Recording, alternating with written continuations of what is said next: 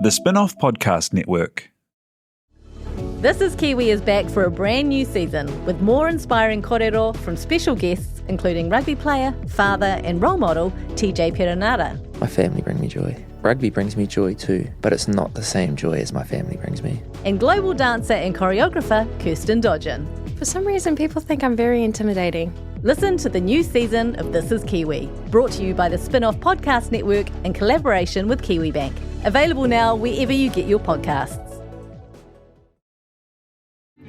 Kia ora, I'm Duncan Grieve, founder of The Spin-off. You can help us keep all of The Spin-off's award-winning journalism free for everybody by becoming a member today at thespinoff.co.nz/donate. It's August 2011. Moves Like Jagger by Maroon 5 is number one, somehow holding off 660's Don't Forget Your Roots. We're months out from an election which National wins in a landslide after John Key asks Labour leader Phil Goff to show him the money. But before then, New Zealand is gripped by Rugby World Cup fever, with us hosting the tournament and ultimately winning a terrifying final, later immortalised in the TV movie The Kick. But before all then, Telecom had a request for us. Please join us as we remember when we abstained for the game.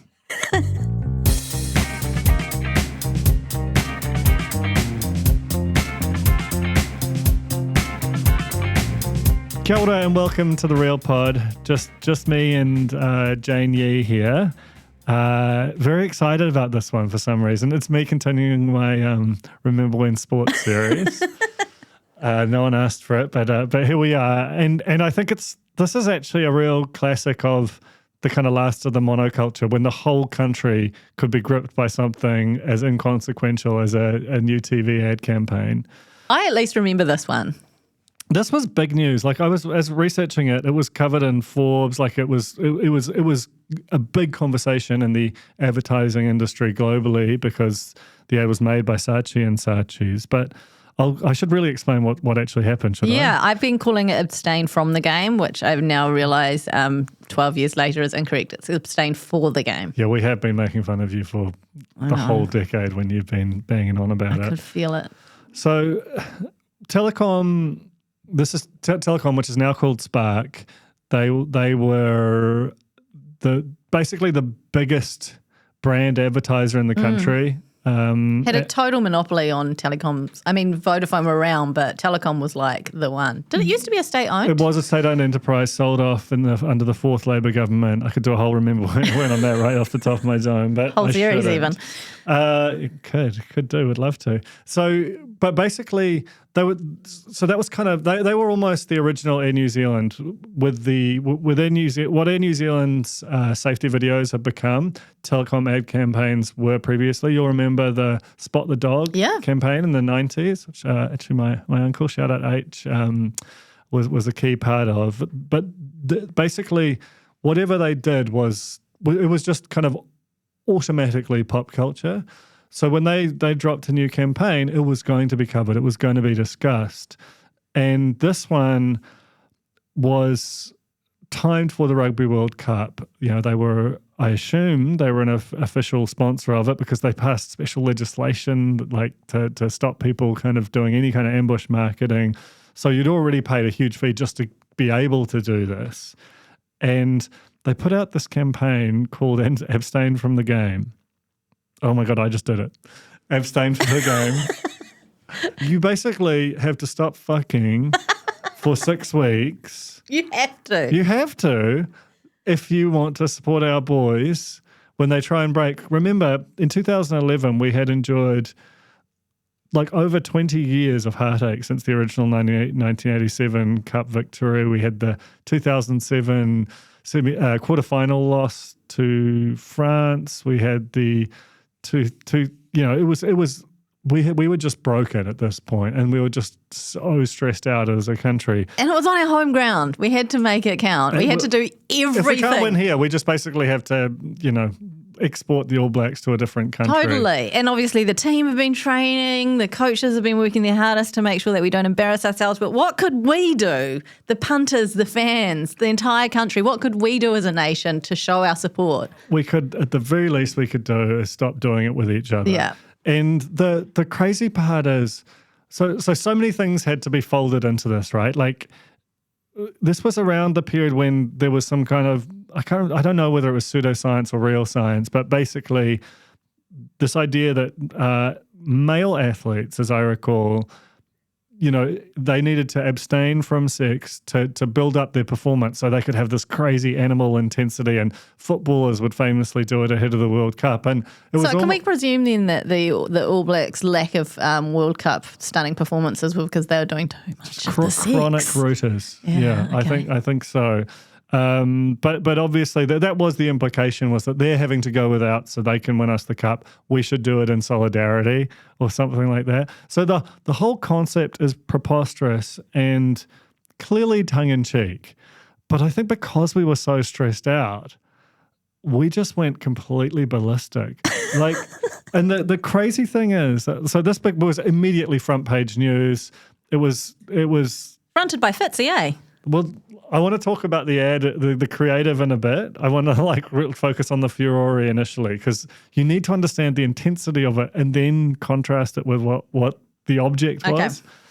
So the craziest part is that this, as far as I can tell, it became a controversy and was resolved, i.e. they cancelled the campaign within about 24 hours. Yeah. Like, it's just unbelievable how big this got and how much it seared into our memories, given that it lasted almost no time at all. So basically they announced it on a day in mid-August. The ad starts airing. By the afternoon, it's being roundly panned. And in fact, I think maybe we can hear there's some outstanding vox pops that were on RNZ's checkpoint that kind of capture the general vibe in response. So maybe let's listen to those quickly. Okay. How is me not having sex going to help them win the rugby? To me, this is just stupid. I don't see the point in it. I don't think it's going to benefit anyone. For the fans, yeah, it's cool to get behind them, but I'd rather get some pom-poms. No, never. Missus won't let me not.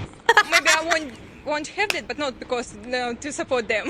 I don't have a boyfriend or anything, so probably not. After all, to have sex anyway, hon. Anyway, you just get a sense of, like, everyone knew about it immediately. Like, it was just such a bombshell, this, like, obviously silly kind of tongue-in-cheek idea. And you got a sense from those comments from Sir Brian Lahore, disgusting, degrading. It's just such a window into a different time. I really love it. Wouldn't it have been more disgusting and degrading if they were suggesting we go hard for the game? Yeah. Like in every this sense is like of the word. a very stay hard for the full 6 weeks. Yeah, because going chaste for the game, it doesn't do anything to help the All Blacks win. Neither of them do anything, right? So anyway, what actually happened was, the furore happens, and then I think mid next morning, there's a leaked email that goes out saying, we've misjudged it, we're withdrawing the campaign, we're very sorry. And it continues to echo around for a while, but that basically ends it. But when you think about what went into this, so they've paid for the rights to associate with the team. They paid for the creative. They paid for Sean Fitzpatrick's time. We'll talk about that in a moment. There would have been at least 15 meetings just going back and forth on the creative. That shit's expensive. More than 15. I reckon, like, well over 100. Wow. And they talked about it could have cost hundreds of thousands of dollars. The budget for a TVC now, and this was actually an era where they spent more money off, is often 7 figures, especially for a major brand like that. And you know what? Sean Fitzpatrick is definitely getting his fee. The media that's been booked, I'm sure that's still booked. Now maybe they can put some filler ads in there so that that's not a dead weight loss. But it's hard to imagine that they got out of this for less than 7 figures. And all because of what is ultimately a very silly low-stakes idea. Are you curious about how business can be better? I'm Simon Pound, and I host Business is Boring, a podcast where I kōrero with some of the most interesting people in entrepreneurship, commerce, and making things happen. Tune in to Business is Boring every Tuesday, brought to you by the Spin-Off Podcast Network in partnership with Spark Business Lab. Kia ora, this is Toby Manhire, here to urge you to tune in to Gone by Lunchtime, a podcast with me, Annabelle Lee Mather and Ben Thomas, tackling the world of New Zealand politics, from policy to polling, from scandal to psychodrama. Listen to Gone by Lunchtime, brought to you by the Spin-Off Podcast Network, wherever good pods are sold. Did it go It did to go to broadcast air. for like half a day? Yeah, basically. I think that there might even been some ASA complaints about it, but it basically had a day or two's worth of airing, and then just blew up, as far as I can tell. Years long impact. Let's watch it.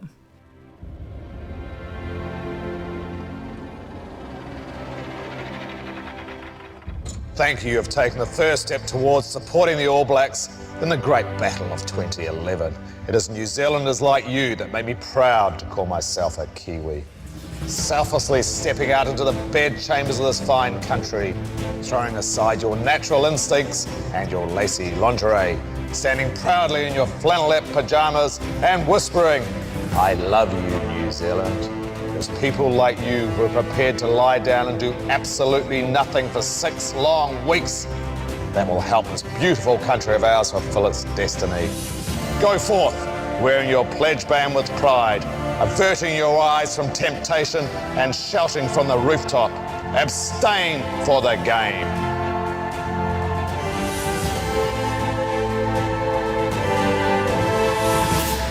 Wow.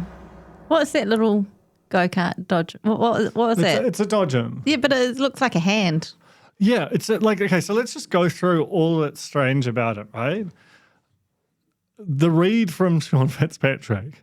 I did not know he had that in him. That is That was what stood out to me too. It's like, how has this guy not become a major broadcasting figure? Well, in the UK, I think he is a commentator, but it's But so I'm not talking about that. I'm odd. talking about like for all the people. Well, you know? yeah, but I mean, it feels like he should be. It feels like kind of like it predates the ACC or something. Like it's deeply intentionally weird, and he executes it perfectly. And I have to say, like, the actual creative, like, why is he in a dodgem? That music is so rousing. Like, why is he in a tuxedo? Like, there's so much that's just, like, delightfully odd about it. I don't know about you. What do you... I feel like it's aged incredibly well. Oh, I feel like it would... I actually think it would fly better now than it did then. It was too soon. It was too soon. It just was before its time because it has this cheekiness to it. Like, it's clearly a joke. You can see a world in which if he got out there in his, you know, like his All Blacks jersey and kind of delivered a serious message, that it would just feel like it wasn't doing the job. But the way that it was presented is like no one's really expecting anyone to not have sex. It's a gimmick. Can I just say as well, 2011, around that time, I got pregnant. I did not abstain for the game. Well, I mean, it was actually a very close final. You might have been, you know, part of why it was. Why it was so close. We would have romped home had I not been. You've been romping. Oh my God. Some other funny things about it. So I assumed that this was an officially licensed product. Now, clearly, it is with the All Blacks. You know, they've got this All Blacks fan club, which, by the way, that URL, facebook.com/backingplack, defunct now. Oh. So maybe there was just like the whole thing was so shrouded in shame it just got deleted. And I don't really think that there is such a, like the All Blacks fan club might have just died with it. There's an opportunity there, surely, for someone to pick that up. I mean, is it too late for this campaign? I don't think it's crazy to reassure it. I mean, unfortunately,